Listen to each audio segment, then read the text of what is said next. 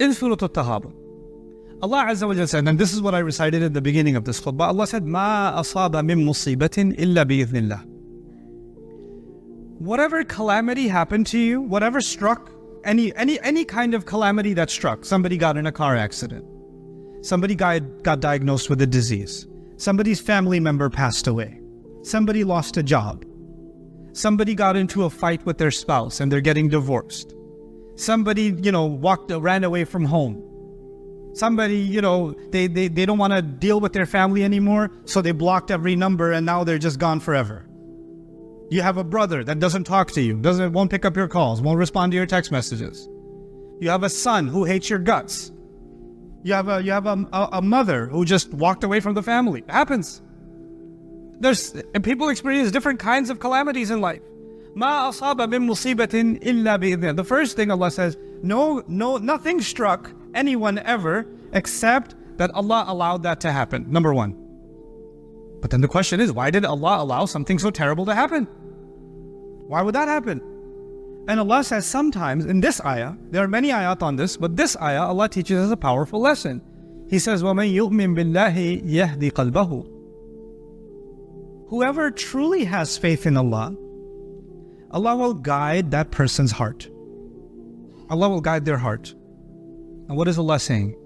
Allah is saying, my heart feels anxiety, my heart feels anger, my heart feels sadness, my heart feels frustration, my heart feels this person got away with something, they deserve justice, they got away with it.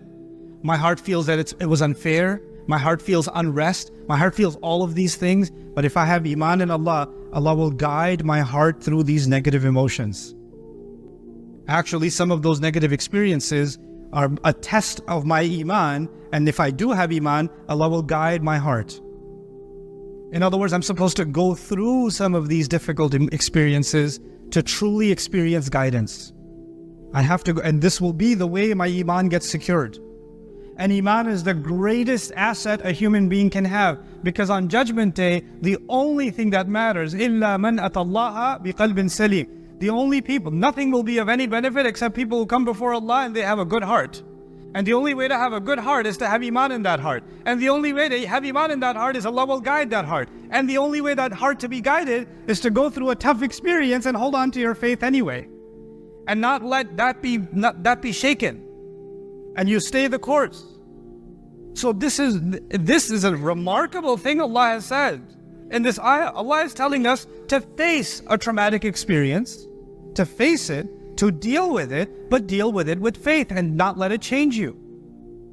And this is why the best people that ever lived, the prophets themselves, every one of them are victims of trauma, if you want to use psychological terms. Every one of them were surrounded by toxic people. Every one of them had their boundaries crossed.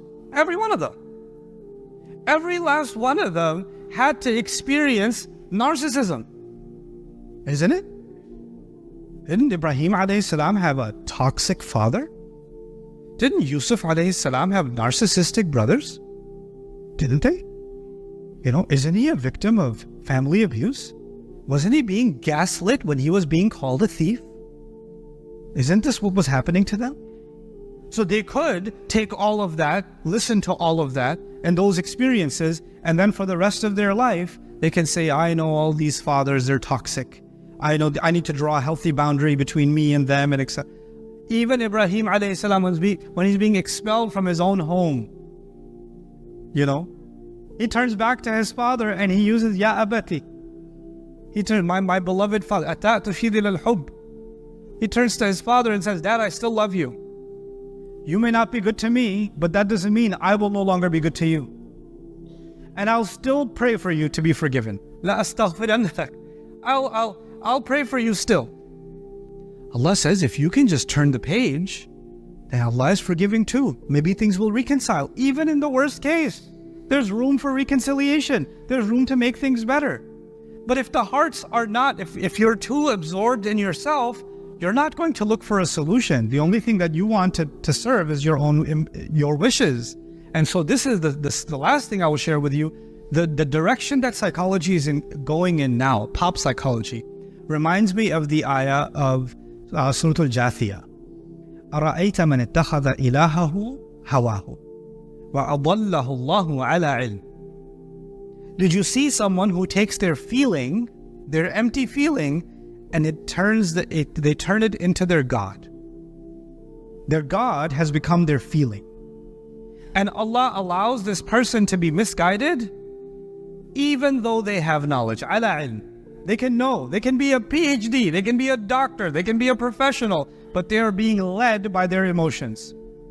And they give themselves a new diagnosis and give other people a diagnosis depending on how they make them feel.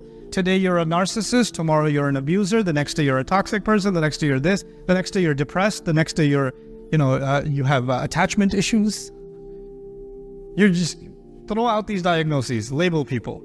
أضله الله على علم وختم على سمعه وجعل, so Allah says, and this kind of a person, Allah will put a ceiling on their hearing. You know what that means? That means it doesn't matter if you try to reason with them, you cannot reason with people who live by emotions.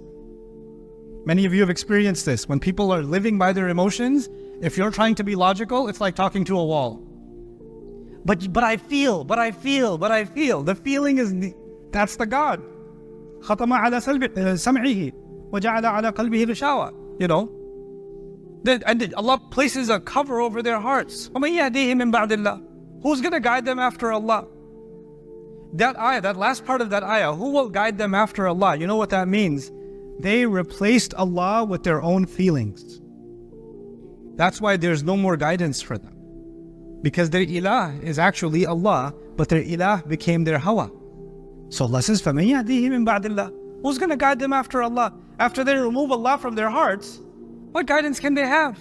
On the flip side, contemplate Surah Al-Taghabun. When a person experiences difficulty and trauma and actual difficulty in their life, whoever turns back to Allah in faith, يَهْدِي قَلْبَهُ, Allah will guide that person's heart. وَاللَّهُ بِكُلِّ شَيْءٍ عَلِيمٌ. Allah knows everything. There's nothing Allah doesn't know. May Allah Azza wa Jal guide our hearts and not allow us to become, worshippers of our own feelings, and actually remain worshippers of Allah in the depths of our hearts. And may Allah not make us of those who easily pass judgment on others unjustifiably.